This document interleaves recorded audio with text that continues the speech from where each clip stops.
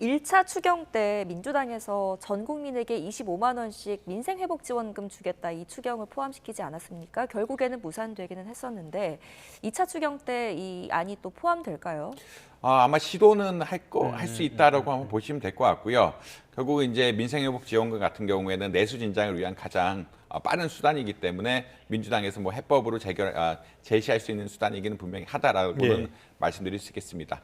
다만 이 효과에 대해서 약간은 이 논의는 분명히 있긴 한데 어떻게 논의가 있다는 건 지금 사실 이제 고령화 문제와 연결해서 예. 고령화가 지속되면 될수록 이런 소비지원금 같은 경우에는 조금 효과가 약할 수도 있다라는 의견들도 나오고 있기 때문에 왜냐하면 노인분들이 이거를 받으면은 조금 소비를 덜 하고 다음을 위해서 남겨두는 그러니까 이런 단기 자금 같은 경우에는 한꺼번에 돈이 풀리면서 시장 경제를 빨리 회복시켜야 되는데 이걸 천천히 쓴다든지 하면은 좀 효과가 약해지는 이런 경향들이 있거든요. 그런 예. 것들 그리고 이제 아무리 연세가 드신 분들은 소비를 조금 분할해서 하니까 이 분할 효과 같은 것들이 나타나면서 효과 자체에 대한 논의는 있긴 한데 그래도 이제 아무래도 가장 빠르고 직접적으로 예. 효과를 누릴 수 있는 정책들이기 때문에 2차 추경안에 논의가 되지 않을까라는 그런 의견을 가지고 있습니다.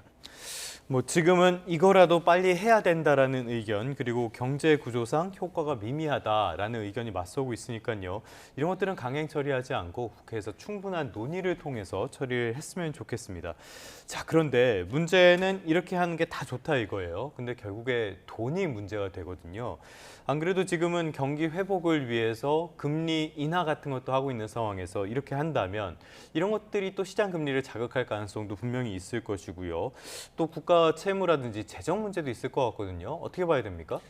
사실 이제 이러한 추가 경정 예산 그리고 재정 집행 같은 경우에는 역할이 크게 두 개가 있습니다. 예. 흔히 말해 투자적 지출이라고 해서 인프라라든지 교육에 지출하는 부분들이 하나가 있고요. 예. 이 경기 대응적 지출이라고 해서 이 소비 진작을 위해서 아까 그 흔히 말하는 현금을 지원한다든지 예. 지역 화폐를 발행한다는 이런 정책들이 있는데 지금은 사실은 이게 두 가지의 밸런스를 좀 맞춰야 되는 시점이 왔다라는 뭐 개인적인 의견을 좀 가지고 있습니다. 아무래도 이게 재정 여력이 한계가 없다라고 하면은 결국 이게 무한히 둘 다 많이 하면 가장 좋은 상황인데 아무래도 재정 여력이 지금 국가재정 변화 지금 그래픽에 나오고 있지만 계속 지속적으로 재정 지출이 늘어나고 있고 우리나라는 초고령화 문제 때문에 향후 이제 재정 전망이 그렇게 좋지 않거든요. 그렇다는 이야기는 아껴 쓰면서 그리고 무조건 지금 써야 되는 상황이긴 한데 효과적으로 쓰고 장기적으로도 도움이 되는 정책을 좀 펴야 된다는 의견들이 좀 있다. 그렇다는 이야기는 이번에 이제 현금성 지원도 중요하지만